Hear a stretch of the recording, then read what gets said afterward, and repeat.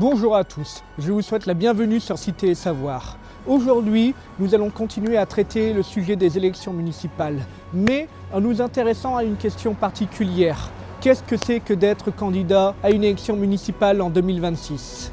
Pour ce faire, nous allons nous entretenir avec Benoît Mercuzot, candidat à la ville d'Amiens. Benoît Mercuzot se caractérise par un engagement politique qui remonte maintenant à quelques années. Il a été maire de Dury entre 2001 et 2014 et adjoint en finance à la commune d'Amiens et vice-président d'Amiens Métropole. Avec lui, nous allons essayer réellement de comprendre ce que ça implique d'être candidat. Nous ne voulons pas traiter simplement l'actualité électorale, non, bien au contraire. Nous voulons répondre à des questions. Qu'est-ce que c'est que d'être candidat ? Qu'est-ce que c'est que d'avoir une équipe ? Comment on la structure, comment on s'organise. Et ça va aller jusqu'à se poser certaines questions, comme par exemple comment on finance une campagne électorale. C'est à tous ces sujets que nous allons essayer de répondre à cette vidéo. Le but étant de nous permettre d'avoir un accès aux coulisses. Je vous remercie encore une fois et je vous souhaite la bienvenue sur Cité et Savoir et j'espère que ça vous plaira. A tout de suite. Bonjour Benoît Mercuzot. Bonjour. Merci de nous recevoir dans votre permanence. Merci à vous de vous intéresser à ce qu'on fait. Écoutez, c'est un plaisir et c'est surtout l'occasion de pouvoir interroger un candidat au municipal. Donc pour nous, ça va nous permettre de faire la lumière sur certaines questions. Alors je vous écoute. Allez-y. Écoutez, tout d'abord, je voudrais rappeler un petit peu le contexte de cet entretien. Le but, c'est pas forcément de commenter de l'actualité électorale, c'est plutôt d'essayer de faire la lumière un peu sur qu'est-ce que c'est que faire une campagne, qu'est-ce que c'est que vous de vous engager, mais aussi tout ce qu'il peut y avoir en coulisses, c'est-à-dire l'organisation, on va dire la différence entre, on va dire la partie un peu plus terrain, la partie un peu plus réseaux sociaux, militants. Vous voyez, toutes des questions en fait qu'on ne voit pas forcément quand on est le public. Donc, je voudrais commencer par une première question. Pourquoi être candidat aujourd'hui à Amiens ?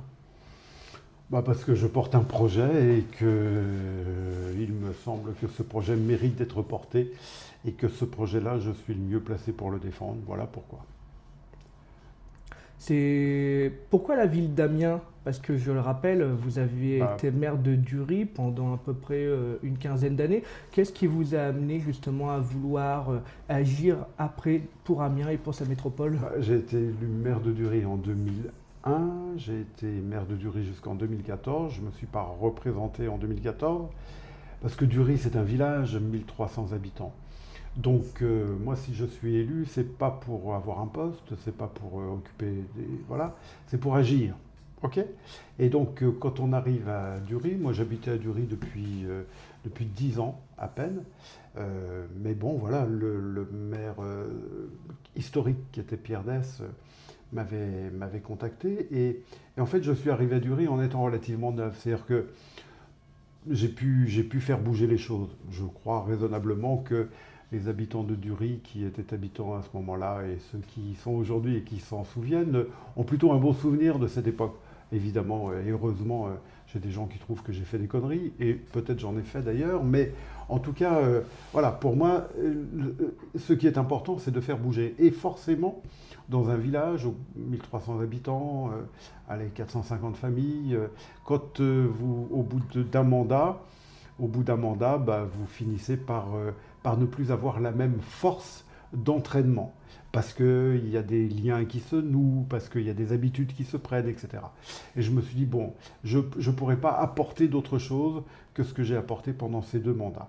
Et puis, entre-temps, j'avais été désigné par Gilles de Robien, le maire d'Amiens et président de la métropole, pour prendre la présidence de la SEM d'aménagement d'Amiens et de la métropole. Et du coup, j'avais pris goût aux dossiers amiénois, j'en avais pris connaissance. J'avais découvert un monde qui était particulièrement intéressant, qui est toujours particulièrement intéressant, qui est celui de l'aménagement. Et voilà, et je me suis dit, je ne me sens plus en capacité de porter toujours une certaine dynamique à Dury, pour les raisons que je viens d'exposer. Eh bien, je vais m'impliquer dans les choses, dans les affaires amiénoises. Voilà, c'est comme ça qu'en 2014, finalement, j'ai abouti. Je me suis retrouvé sur la liste de Brigitte Fourré d'Alain Geste, puisqu'ils avaient pris un accord entre eux qui les a propulsés sur le devant de la scène, si je puis dire, comme ça. Et vous avez occupé après une fonction qui est des plus intéressantes, parce que vous étiez adjoint aux finances de Absolument. la commune d'Amiens. Et de la métropole. Et de la métropole. Voilà, ouais. Et justement, vous qui êtes passé de maire d'un village à adjoint d'une grande commune, quelle différence flagrante vous avez pu observer? Oh bah, la vraie différence, c'est qu'à Amiens et à Amiens Métropole, il y a des services, il y a des gens compétents dans les services, et donc voilà, forcément ça change beaucoup. Je ne dis pas qu'à Dury, il n'y avait pas des gens compétents dans les services, mais ça n'a rien à voir. C'est vraiment un autre monde, c'est une autre dimension. Donc voilà, c'est ça essentiellement la différence. Quant à la fonction que j'occupais à la ville et à la métropole, bah, évidemment que j'étais beaucoup dans les chiffres, dans les bureaux, etc., au contact avec les entreprises qui au moment des négociations pour les différentes délégations de services publics ou autres, ou quand il y avait des retards de paiement, etc. Mais donc c'était un travail très différent de celui de maire, où à Dury, bah forcément, quand vous êtes maire, et surtout dans un village de 1300 habitants, bah voilà, vous êtes sur le terrain, beaucoup, tout le temps. La porte de la mairie est grande ouverte, donc les gens rentrent quand ils veulent, ils viennent vous voir quand ils veulent. Voilà, donc évidemment le format est différent et la fonction est différente aussi. Et justement, qu'est-ce qui donne envie d'aller prendre une telle fonction? Est-ce que c'était une volonté d'agir réellement qui est centrale, mais est-ce qu'on vous a aussi donné une opportunité de pouvoir prendre ces fonctions? Comment ça s'est passé? Je sais pas, enfin, je pense que c'est une question d'une certaine manière d'éducation. Enfin, j'imagine en tout cas. Je me suis jamais trop posé cette question-là, le pourquoi du comment. Ce que je sais, c'est que quand je regarde, voilà, historiquement dans ma famille, mon grand-père paternel, mon père, mon frère, une de mes sœurs, etc., ont occupé des fonctions d'élu local. Moi-même également, du coup, et donc je me dis que il y a sûrement un truc éducatif là-dedans. Enfin voilà. Et donc non, vraiment, ce qui est fondamentalement passionnant, c'est qu'on peut agir et c'est concret parce qu'on voit ce qu'on fait. Donc on voit quand ça marche, on voit quand ça marche pas. C'est vrai, il n'y a rien de plus concret que le mandat local et que le mandat de maire. Vous auriez justement à ce titre refusé de briguer un mandat de député? Pas du tout. J'ai d'ailleurs en 2020 tenté d'obtenir un mandat de sénateur parce que je trouvais que le Sénat précise. D'abord, je trouve que j'ai une vraie connaissance des collectivités territoriales et de la question de la décentralisation. Et puis, je trouve que le Sénat est sans doute une instance, alors certes beaucoup décriée pour quelquefois d'ailleurs de bonnes raisons, mais en tout cas une instance dans laquelle il y a cette capacité de porter une réflexion et un regard un peu distancié par rapport aux affaires politiciennes habituelles. Donc ça m'intéressait bien, mais comme je n'étais présenté par aucun parti, j'allais dire évidemment je n'ai pas été élu, et parce que voilà, c'est comme ça. Et j'ai fait un score que je trouve honorable, puisque j'ai fait 11% des suffrages. En étant sans étiquette, En étant c'est cela ? sans étiquette. Pour autant, voilà, j'ai pas été élu, donc voilà, c'est comme ça. C'est l'aventure politique, mais on voit que ça continue encore aujourd'hui. Ah, mais parce que j'ai toujours la foi. Enfin, moi, je pense que je ne suis pas du tout dans cet état d'esprit qui, malheureusement, est aujourd'hui répandu chez la plupart de nos concitoyens, qui est de dire, de toute façon, élus tous pourris, et puis de toute façon, tout ça, c'est du pipeau. Et voilà, moi, je ne suis pas du tout là-dedans. Enfin, vraiment. Donc, je crois qu'au contraire, c'est fondamental qu'on prenne en charge, je dis bien on, alors ça peut être vous, moi, quelqu'un d'autre, mais qu'on prenne en charge la question du vivre ensemble, la question du bien public. Enfin, c'est fondamental. Si tout le monde s'en fout, ça va arriver entre les mains de grands groupes, entre les mains d'arrivistes, entre les mains enfin, vraiment, il ne faut surtout pas abandonner ça. C'est fondamental.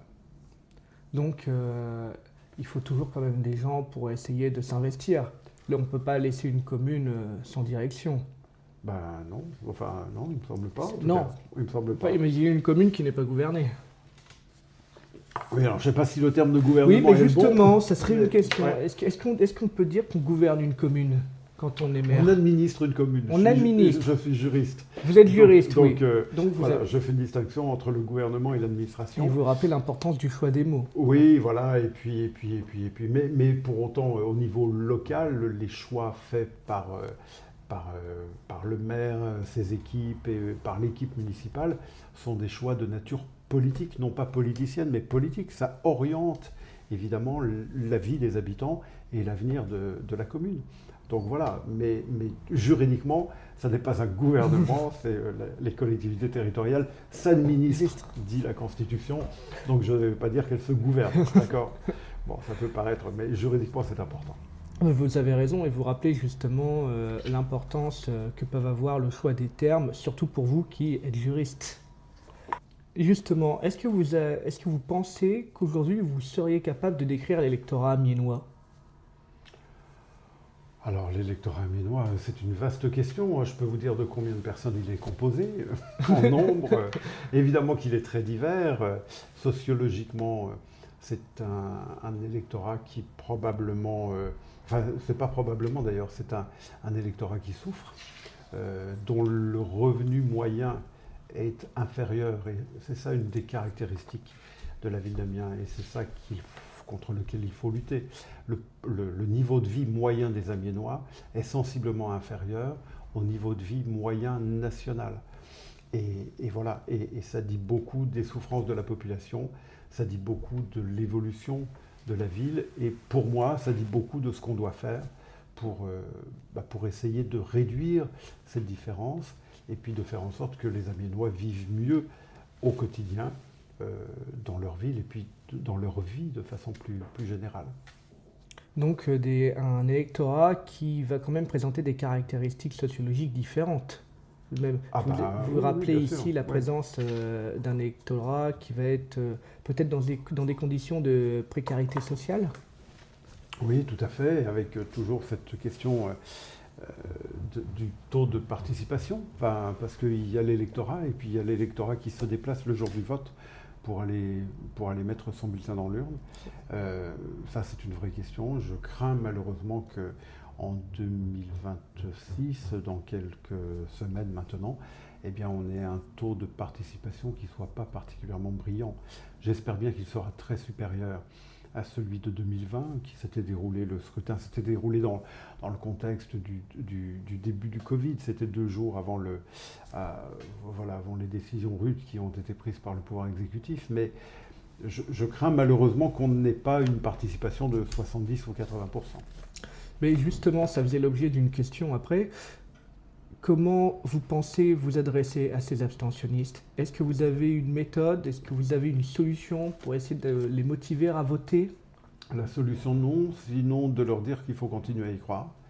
Sinon, de leur dire qu'on est là vraiment pour s'intéresser à eux, pour s'intéresser aux problèmes qu'ils rencontrent et pour faire en sorte que la ville a sa mesure. Elle ne pourra pas tout résoudre. Et puis, il y a aussi des questions qui relèvent de choix personnels, mais que la ville peut être là comme un support qui va leur permettre de sortir éventuellement des difficultés dans lesquelles ils sont. Voilà. Mais mis à part, j'espère, une force de conviction, malheureusement, non, je n'ai pas de remède miracle, je n'ai pas de bouton sur lequel il suffirait d'appuyer pour dire ça y est. C'est dommage, ça en aurait intéressé plus d'un. J'imagine bien. Mais mis à part le travail de terrain, le travail de conviction, vraiment, c'est ça. C'est ça. Est-ce que, justement, vous sauriez me lister quelques points politiques qui vous semblent essentiels? Et si demain, et je vous le souhaite, vous êtes élu, comment vous allez administrer cette commune? Quels vont être les choix politiques? Les choix politiques, ils vont reposer sur ce que je propose, sur le projet que je présente aux Amiénois. Mon projet, il est simple. D'abord, il repose sur le constat que progressivement, la ville décline. Il n'y a rien de grave, mais c'est progressif. Et ça a été d'une certaine manière un petit peu aggravé par la perte de statut de la capitale régionale.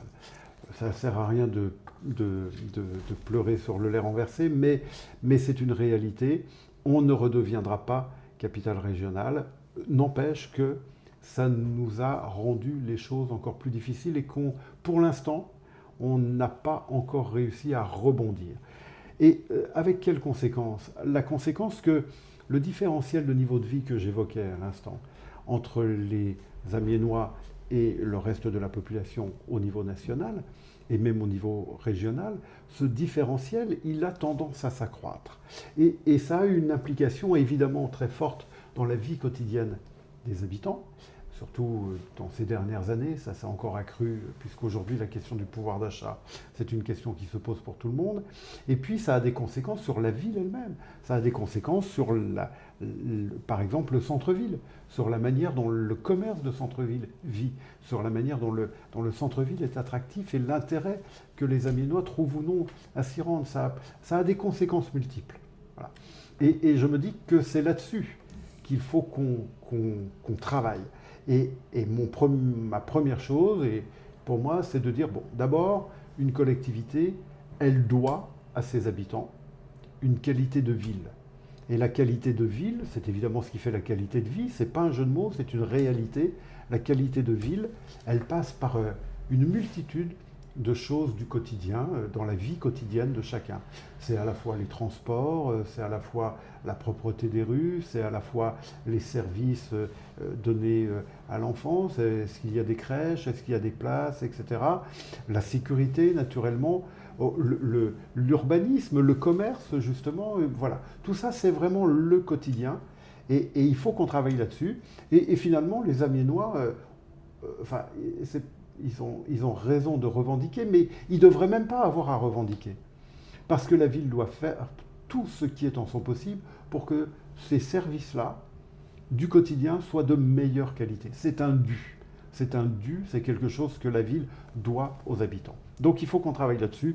J'ai des idées très précises si vous voulez qu'on y revienne.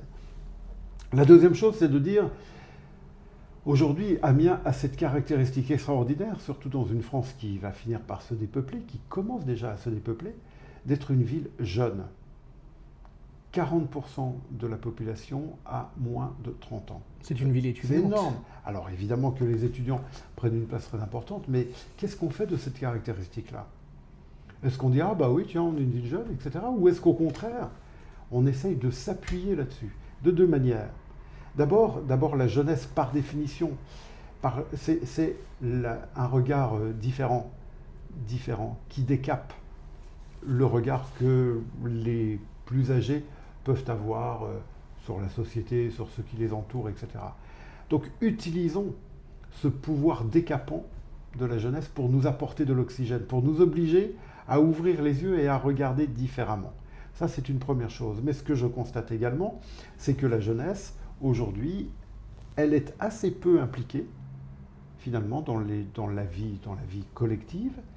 Et puis, je constate également que la jeunesse, elle souffre. Elle souffre beaucoup. On parle beaucoup de santé mentale des jeunes, on parle d'addiction des jeunes, notamment aux écrans, quelquefois même aux drogues, qu'elles soient dures ou douces. Voilà. Et donc, il y a cette forme de souffrance. Et je me dis qu'il faut impérativement qu'on travaille, qu'on ait une vraie politique volontariste sur cette question éducative, non pas éducation nationale, ça c'est l'État qui s'en occupe, mais sur cette question éducative au sens large. Il faut qu'on mette en place un service public de la continuité éducative pour qu'on ait une vision globale et une politique globale qui permette aux adultes qui entourent les enfants eh bien, de travailler de façon coordonnée et de permettre à ces enfants de s'élever, d'avoir des étoiles dans les yeux qui leur permettent de dire « Waouh, ça je le veux et ça je vais y arriver », qui les sortent d'une forme de possible morosité ou encore pire, qu'ils soient les pieds dans la glaise et qu'ils n'arrivent pas à s'en sortir, à sortir du quotidien quelquefois compliqué qui peut être le leur, et qu'au contraire on arrive à les élever. Et ça me paraît être aussi une question de justice, parce que ça va nous permettre de lutter contre les inégalités sociales. Vous savez, un enfant d'une famille, j'allais dire ordinaire, peut-être pas si ordinaire que ça d'ailleurs, mais enfin en tout cas, voilà, qui n'a pas de gros problèmes financiers, qui arrive à suivre des études, etc. Cet enfant-là, il va s'en sortir d'une façon ou d'une autre. Évidemment, comme tout le monde, il aura des difficultés, il peut galérer, mais globalement, il va s'en sortir. Au contraire, un enfant qui vit dans une famille qui a des difficultés, eh bien, il y a toutes les chances que ces difficultés se reproduisent sur lui et qu'elles finissent par le plomber. Voilà. Et on sait très bien que l'école ne joue plus, malheureusement, ce rôle d'ascenseur. Voilà. Et ça ne permet plus aux enfants véritablement, plus suffisamment, en tout cas heureusement il y a quelques exceptions, mais globalement on sait que l'école ne joue plus ce rôle-là. Eh bien il faut qu'on ait une vision plus large sur l'enfant et que précisément en coordonnant tout le monde, en ayant cette volonté d'élever les enfants, mais au sens premier, les élever, leur permettre de s'élever, et voilà, de quitter les difficultés du quotidien, d'être aspiré par le haut, eh bien, il faut qu'on remette en route cette forme d'ascenseur social qui ne se mesure pas seulement par la richesse, par la richesse économique, mais qui se traduit aussi par la richesse culturelle, intellectuelle, sportive, et de toute nature, mais qu'on élève. Voilà. Et puis au bout du bout, le troisième élément, c'est que si on fait tout ça, c'est qu'il faut impérativement que notre ville, eh bien, elle soit de plus en plus attractive. Notre ville a des qualités extraordinaires. Je suis bavard. Hein. Notre ville, elle a des qualités vraiment, on sent la passion et la vraiment volonté. Extraordinaires.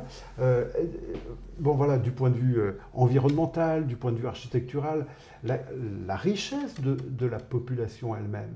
Moi, j'ai été dans le cadre de cette campagne, c'était au tout début, j'ai voulu passer du temps avec des gens qui font un autre métier que le mien. Voilà. J'ai été passer une demi-journée avec des ambulanciers, etc. J'ai été passer une nuit dans une entreprise qui fabrique des produits sur l'espace industriel nord. Et là, j'ai rencontré des gens, franchement, qui faisaient un boulot difficile. Travailler la nuit, enfin, c'est le rythme des 5-8 en plus. Voilà, ils étaient là la nuit, qui faisaient quelquefois 30 km pour venir travailler, qui avaient galéré toute leur vie, qui avaient été, enfin une grande partie de leur vie, qui avaient été en intérim, etc. Et qui, en fait, malgré ces conditions-là, eh bien, avaient un vrai attachement à la qualité de la production à laquelle ils participaient. Et qui étaient sincèrement attentifs à cette qualité, et malheureux quand tout d'un coup, parce qu'il y a une machine qui se mettait à dérailler, etc., tout d'un coup, ça ne fonctionnait plus. Enfin, je trouve qu'il y a je ne sais pas comment dire ça, une qualité humaine absolument extraordinaire. Et donc, voilà, ça, ce sont les atouts de la ville. Et les atouts de la ville, il faut qu'on les décuple, il faut qu'on arrive à rendre cette ville encore plus attractive. Et on a des leviers pour ça. Vraiment, on a des leviers, on a l'université, on a la capacité de développer des énergies. Moi, je crois beaucoup à ça. Des énergies renouvelables et de récupération. J'ai cru comprendre que votre programme, oui, mettait l'accent sur des mesures environnementales. Mais oui, absolument, mais c'est fondamental. Aujourd'hui, un certain nombre de collègues d'ici et d'ailleurs considèrent, ne voient pas pourquoi on parle d'énergie. On ne voit pas pourquoi on dit que c'est une question dont les collectivités territoriales doivent s'emparer. Parce qu'ils en sont toujours il y a 30 ans, 20 ans, allez, même 15 ans, mais bon, 20 ans plus tôt, qui consistait à dire, non, mais la question de l'apport de l'énergie, c'est la question de l'État, c'est la responsabilité de l'État ou de quelques grands groupes. Et nous, au fond, on veut de la lumière, on appuie sur le bouton, puis de toute façon, toutes ces choses-là nous dépassent. Aujourd'hui, ça n'est plus vrai. Technologiquement, ça n'est plus vrai. Technologiquement, on peut développer de l'énergie, et c'est d'autant plus important, pas seulement pour le fait que cette énergie soit plus propre, c'est évidemment fondamental, mais aussi parce qu'on vit dans un monde où, on l'a bien vu en 2022, la question de l'énergie est fondamentale. Les prix peuvent tout d'un coup s'envoler de façon irrationnelle. Et non seulement les prix peuvent s'envoler, mais tout d'un coup, l'énergie même peut se mettre à manquer. Or, si l'énergie est produite localement, et si la collectivité a son mot à dire, c'est-à-dire que si elle est partie prenante de cette production d'électricité, eh bien, la collectivité garantit, non pas la totalité, mais garantit une part de sécurité pour ses habitants et puis pour les activités économiques qui comme toute activité, a besoin d'énergie pour pouvoir se développer. Donc vraiment, il y a des choses, ouais, je ne sais pas comment vous dire, mais qui sont essentielles et que la collectivité peut et qu'elle doit porter et qu'on est en capacité de porter. Et justement, si vous avez pris un moment pour observer les programmes de vos adversaires, est-ce qu'il y a des points que vous allez retrouver dans d'autres programmes? Comment vous avez construit aussi le vôtre? Comment qu'on construit un programme? C'est vrai ça? Est-ce que, alors je pense qu'il y a votre propre volonté politique, il y a vos propres choix, mais est-ce qu'aussi parfois on fait d'autres propositions de manière à pouvoir essayer de séduire un électorat en particulier ou parce que tout simplement il est d'usage que ça figure sur un programme? Bon, alors d'abord, on ne se réveille pas un matin comme ça en disant tiens, je vais me présenter aux élections. Moi, cette question-là, ça fait un moment déjà que je la travaille. Ça fait plus d'un an que je la travaille. Ça fait pratiquement un an et demi que je la travaille avec une équipe qui m'entoure, de gens différents, mais qui ont qui ont un regard sur la société amiénoise, sur la ville, sur le territoire, sur les activités économiques, sur la population, etc. Et à partir de là, on se dit, bon, qu'est-ce qu'on veut pour notre ville et comment on peut aboutir à ça? Voilà, ça fait un an et demi qu'on travaille là-dessus. Après, ça, c'est le fond, c'est le fondamental. Ça, c'est un projet.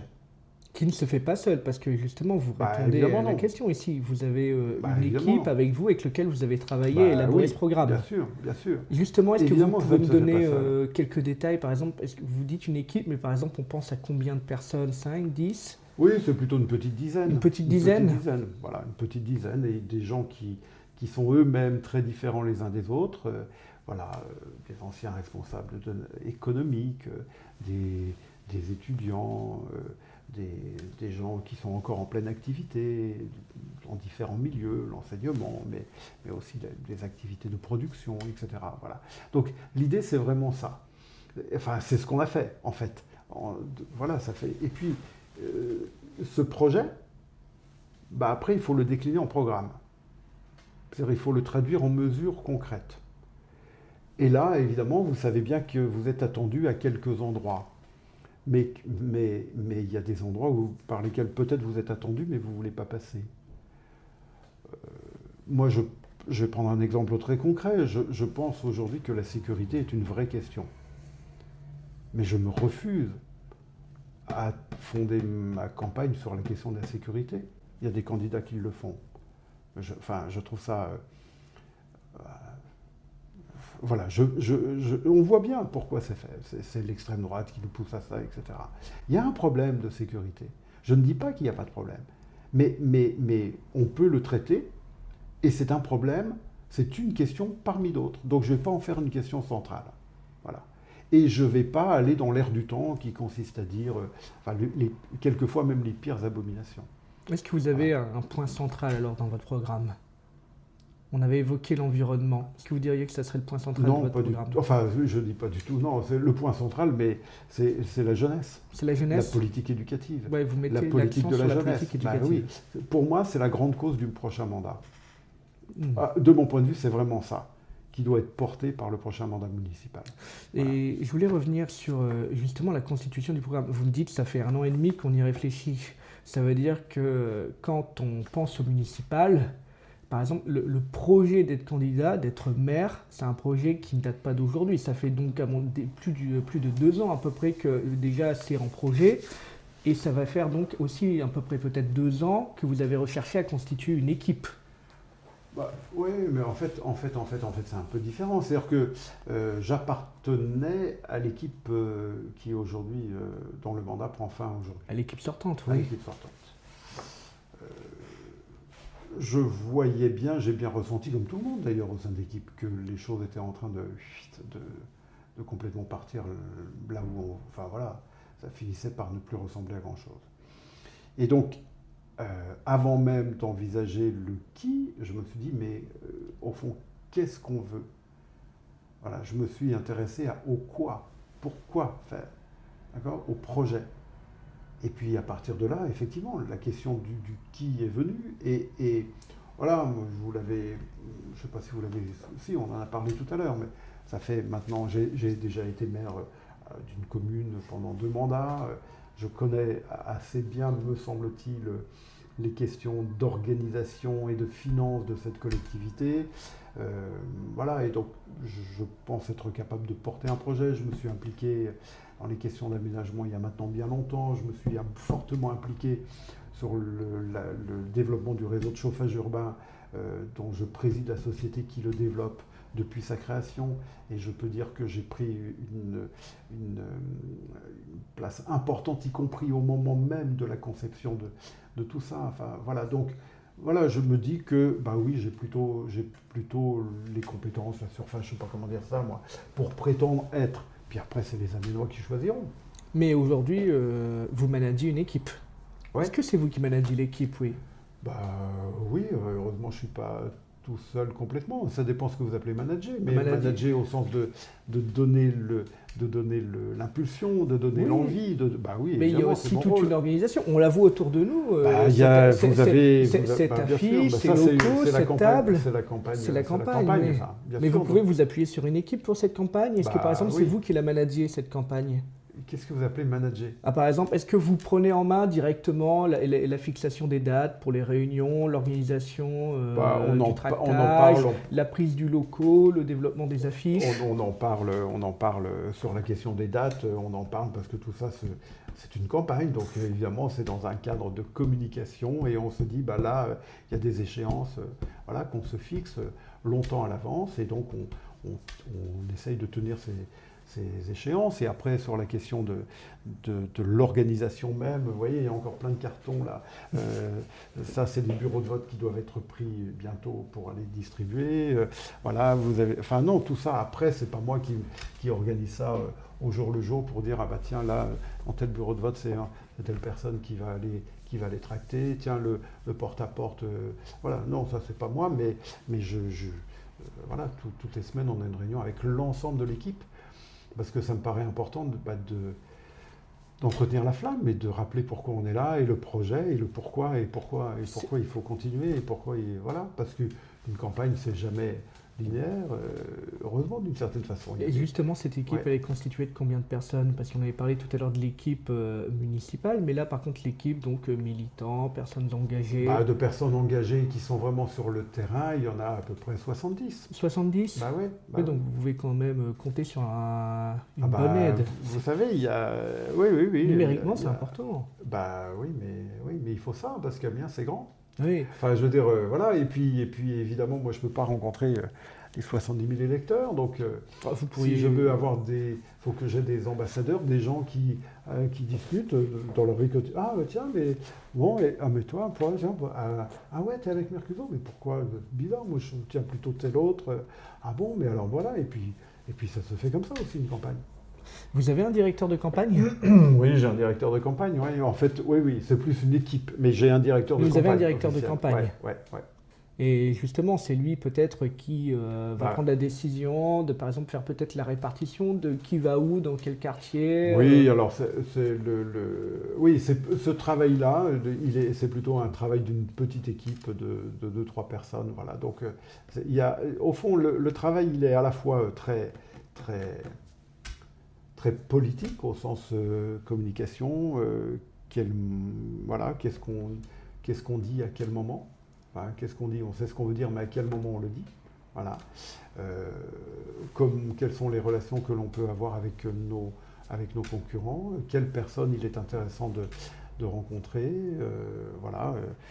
Mon agenda, évidemment, aujourd'hui est rempli, et pour les semaines qui viennent, est rempli de rendez-vous. Vous le remplissez vous-même ou il y a quelqu'un qui le remplit aussi pour vous? Non, il y a quelqu'un. En fait, on a l'organisation qui fait que les uns et les autres peuvent me proposer des rendez-vous. On regarde ça, on filtre ça, ceux qu'on considère comme étant effectivement intéressants. Je vous remercie. Voilà. Donc tout ça est un peu... vous, c'est un peu différent. C'est aussi dans le cadre du travail et de l'affection que j'ai non pas spécialement pour vous, mais pour le travail universitaire, etc. Vous brisez mon petit cœur. Non, mais c'est pas pour dire que... Mais voilà, c'est un peu différent. Là. Oui, bien sûr. Mais donc c'est vraiment, par exemple, pour tout ce qui va être on va dire, l'organisation, il va y avoir une petite équipe de 3-4 Ouais. personnes qui va se concentrer sur ça. Ouais. Et par exemple, tout ce qui va être la communication sur les réseaux sociaux, je pense que vous avez la main dessus, Ouais. mais est-ce que vous avez quelqu'un qui en a la charge directement? Oui, alors là aussi, il y a à la fois la confection en tant que telle, et pour ça on s'appuie sur une agence de com, et puis après il y a la question de la modération, la question de la publication, et là aussi il y a une équipe de 2 personnes qui se relaient pour assurer que ça fonctionne correctement. Et par exemple, pour tout ce qui va être la réalisation, par exemple, cette affiche qu'on peut apercevoir ici, c'est l'une des personnes de votre équipe qui en a eu la charge ou Non, ça a vous été êtes passé fait- par ça a un été tiers? fait- on est passé par une agence de com. Oui, Mm. c'est parce que dans certaines communes, parfois des personnes arrivent à peut-être avoir un membre de leur liste qui ont cette compétence, ils vont peut-être le Oui, réaliser mais eux-mêmes. là ça n'était pas le cas. Là, ce et n'était puis, pas il le nous cas. semblait important précisément parce qu'on est à Amiens et qu'on veut faire les choses bien et que d'avoir une affiche qu'on trouve sympa. Et franchement, on la trouve sympa. Voilà. Ouais, bien. Donc voilà, non, on a pris le temps de la travailler, ouais, et on avait plusieurs propositions et puis voilà, on a abouti à ça finalement. Donc, c'est aussi une manière de répondre à des attentes. Parce que par exemple, aujourd'hui, on ne peut pas imaginer faire une campagne municipale sans avoir un local. Enfin, pas dans une grande ville en tout cas. L'intérêt, alors, ouais, la question peut se poser. L'intérêt du local, c'est que c'est un lieu où vous pouvez rencontrer les gens. Avant d'avoir un local, donc c'était avant, le local on l'a eu au 1er octobre, avant pour avoir des rendez-vous, pour aller rencontrer les gens, soit j'allais les rencontrer sur place, mais enfin chez eux, je sais pas sur leur lieu de travail, mais c'est pas toujours facile, commode et pas toujours opportun. Ou alors je leur donnais rendez-vous dans un café, ou alors à la maison, mais c'est pas toujours opportun non plus. Bon voilà, donc là au moins vous avez un lieu. Alors effectivement, ça permet de vous identifier, ça permet de réunir l'équipe. Voilà, tous les samedis après-midi, on a une réunion ici, voilà, où toute l'équipe est là. D'ailleurs, le local est petit, mais bon, on se débrouille, on fait comme on peut. Et voilà. Mais donc le local est important, évidemment. Il est important. Donc pour vous, il y a à la fois un côté pratique, parce que ça permet d'avoir vraiment un lieu où vous pouvez réunir les gens, Ouais. mais c'est aussi une vitrine. Oui, alors la vitrine, oui, c'est aussi une vitrine. Oui, c'est aussi une vitrine. Mais Ouais. est-ce que justement vous pensez aussi qu'il n'y a pas des attentes électorales, comme des choses qui vont de soi? Par exemple, on pourrait imaginer que l'affiche, le local, c'est vraiment des choses qui aujourd'hui, on se dit, un candidat dans une municipale ne pourrait pas s'en passer. D'une affiche. D'une affiche, d'un local, en fait, de toutes ces choses qui font la particularité des élections. Je fais qu'on peut observer aussi dans vous une savez, ville. si vous vous présentez, il faut être visible, il faut être connu, reconnu, voilà. Donc forcément, à mon avis, l'affiche, c'est un peu particulier parce qu'on voit bien qu'il y a un jeu. Quelquefois, vous mettez une affiche, une demi-heure après, elle est recouverte. Enfin bref, voilà. Donc, bon, ça fait partie du jeu, je pense, d'une certaine façon. Mais l'affiche est aussi importante. Le local joue un rôle. Ce qu'on met dans les boîtes joue un rôle. Le porte-à-porte joue un rôle. Et puis évidemment, les réseaux. Voilà. Après, vous dire qu'est-ce qui est le plus porteur, c'est compliqué. Nous, on a fait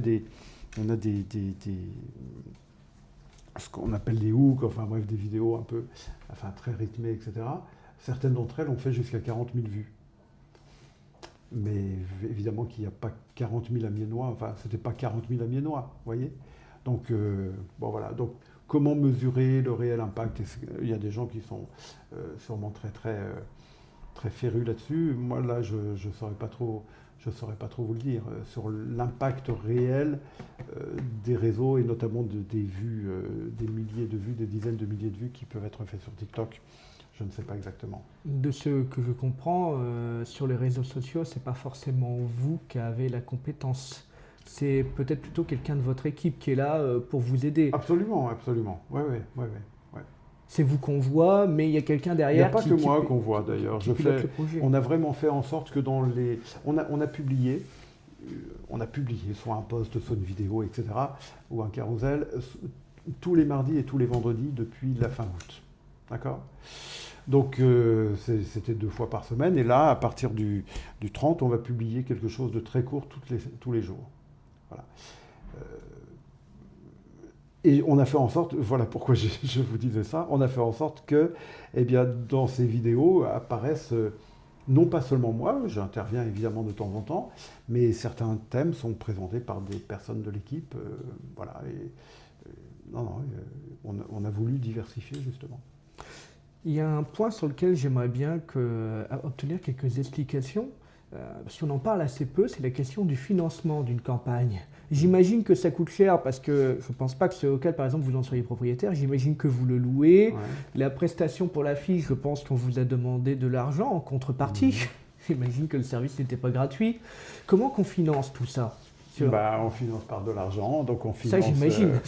Moi, j'ai monté un parti politique local, ce qu'on appelle un micro-parti, je crois que c'est le terme, qui peut donc participer au financement de la campagne et qui lui-même peut recevoir des dons.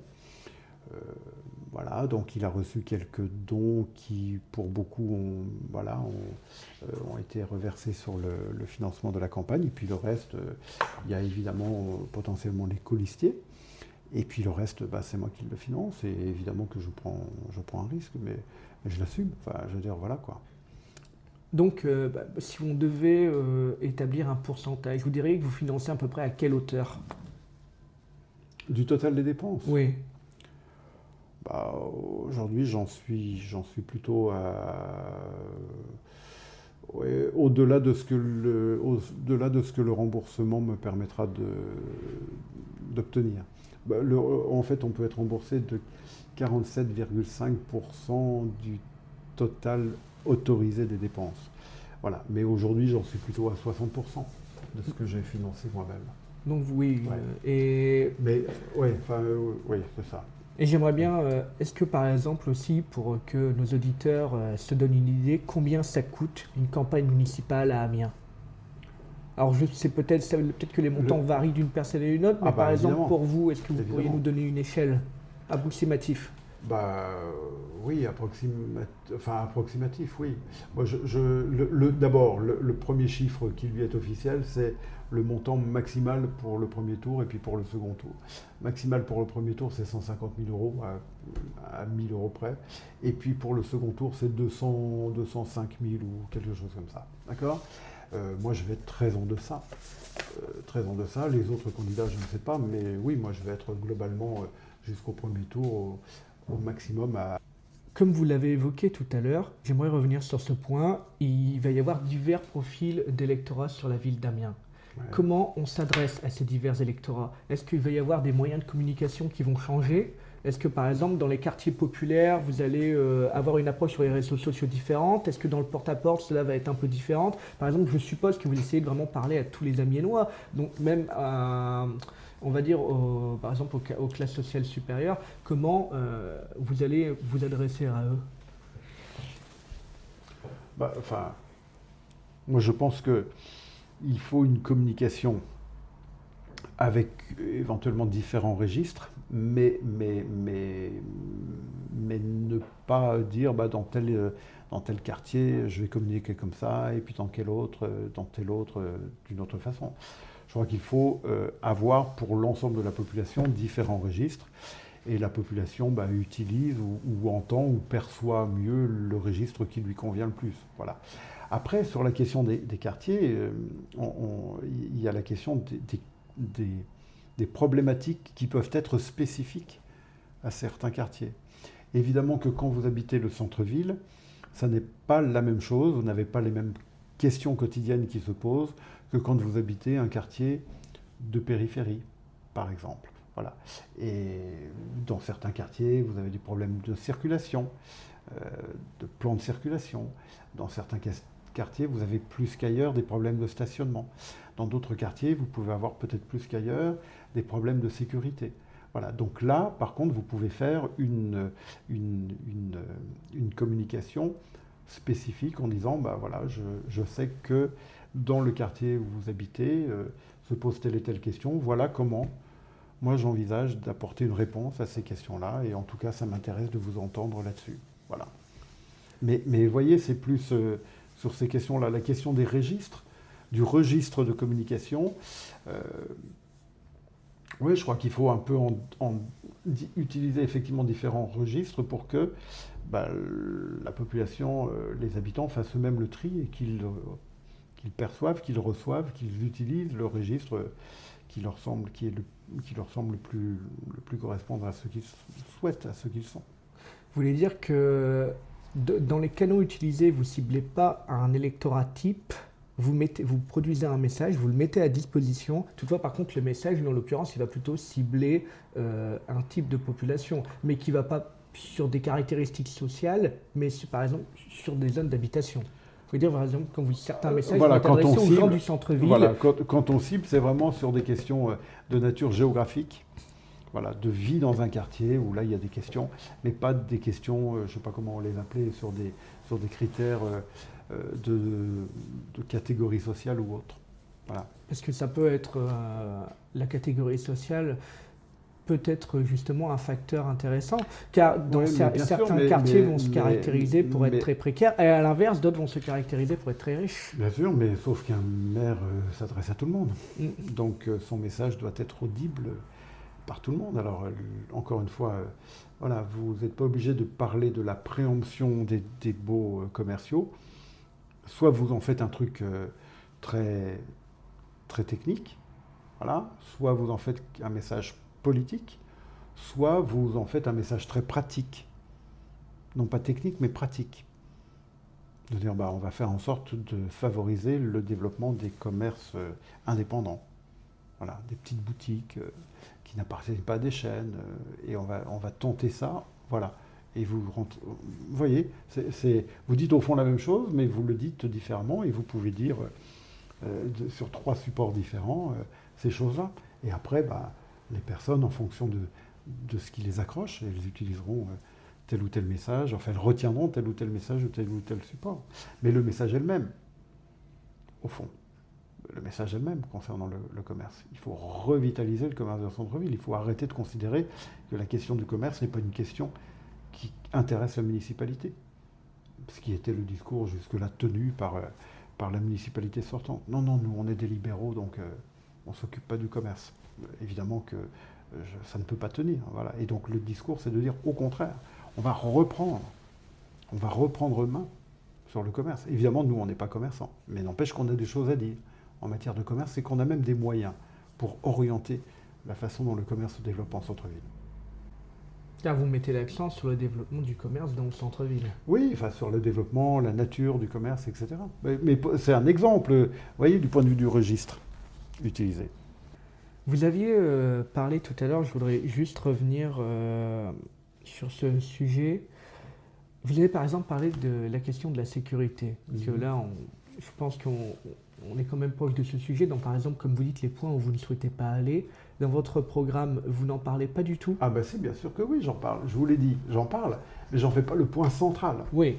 Mais j'en fais pas le point central. Mais vous répondez quand même à cette attente peut-être de certains électeurs. Mais de tous les électeurs.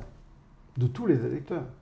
Jamais je n'ai rencontré un Amiénois qui m'a dit « Oh, non, la sécurité, pourquoi tout va bien ?» Non, donc évidemment, c'est une question. Mais c'est une question parmi toutes les autres. Le point central de ma campagne, je vous l'ai dit, c'est la jeunesse. Voilà, la politique éducative à l'égard de la jeunesse. Comment on permet à la jeunesse de s'élever. Voilà. C'est pas la sécurité, mais la sécurité est une question qu'il faut traiter et qu'il faut améliorer, au même titre qu'on doit traiter de la question de l'urbanisme, qu'on doit traiter de la question des transports, qu'on doit traiter de la question de l'accès aux différents services publics, etc. Mais je rappelle à nos auditeurs que vous êtes professeur d'université, vous êtes professeur de droit, et donc que la jeunesse, vous la côtoyez tous les jours. Oui, mais ce n'est pas toute la jeunesse non plus, parce que les étudiants en fac de droit ne ressemblent pas ils ne sont pas représentatifs de la totalité de la jeunesse. Il y a aussi des jeunes qui décrochent, il y a aussi des jeunes qui galèrent. Alors il y a aussi des étudiants en droit qui galèrent, y compris parce qu'ils ont du mal à trouver de quoi manger dans leur placard ou dans leur frigo le soir, ça c'est vrai.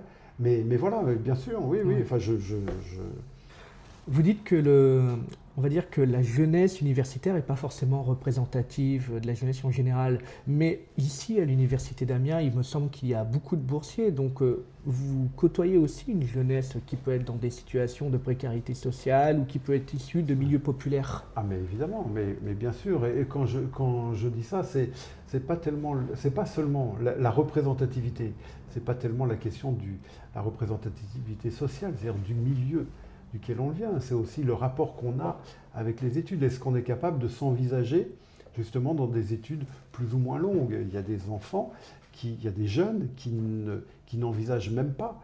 Voilà, parce qu'ils ont eu un problème à l'école, ils ont décroché, et donc voilà, ils vont directement sur une formation professionnelle, un CAP, un BEP, etc. Donc voilà, ce que je dis, c'est ça. C'est simplement que les étudiants ne sont pas représentatifs de l'ensemble de la jeunesse. Mais évidemment que malheureusement d'ailleurs, nombre d'étudiants sont en situation sociale compliquée et que nombre d'entre eux se demandent comment ils vont manger le soir.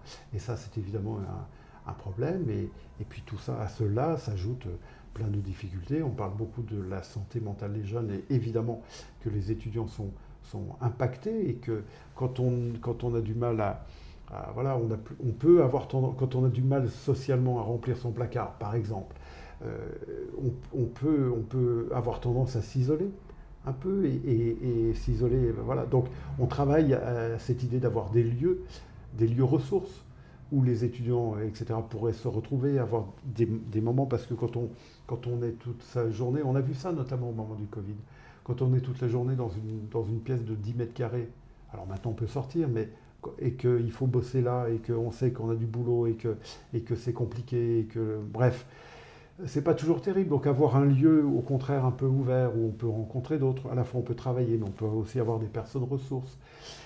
Il faut évidemment que la ville soit plus proche, probablement, qu'elle ne l'est aujourd'hui, de l'épicerie sociale et solidaire. Voilà, évidemment que ça c'est important. Il y a plein de choses à faire à l'égard des étudiants. Ce que je veux simplement dire, c'est que les étudiants ne sont pas toute la jeunesse. Ils sont une part importante de la jeunesse, surtout à Amiens. Il faut évidemment travailler pour à la fois les soutenir et faire en sorte que leurs difficultés de toute nature soient les moins grandes possibles. Et puis en même temps, il faut être capable de travailler avec eux pour qu'ils, justement, ils nous donnent, c'est ce que je vous disais au début, qu'ils nous donnent ce regard décapant et cette vision nouvelle, et qui est leur vision et qui est forcément la vision de la société elle-même, la direction dans laquelle elle va aller. Eh bien, Benoît Mercuzzo, je vous propose que ça soit le mot de la fin. Voilà. Comme ça, on aura conclu sur la jeunesse. Très Je bien. pense que c'est une excellente chose. Je vous remercie beaucoup, une fois encore, d'avoir répondu favorablement à notre invitation et d'être venu ici sur Cité et Savoir pour nous présenter ce que c'est que d'être candidat à une municipalité en 2026. Je vous remercie à tous d'avoir suivi cet entretien, parce que si vous êtes arrivés jusqu'ici, c'est que cela vous a semble-t-il intéressé. Et je vous dis à bientôt sur Cité et Savoir. Merci.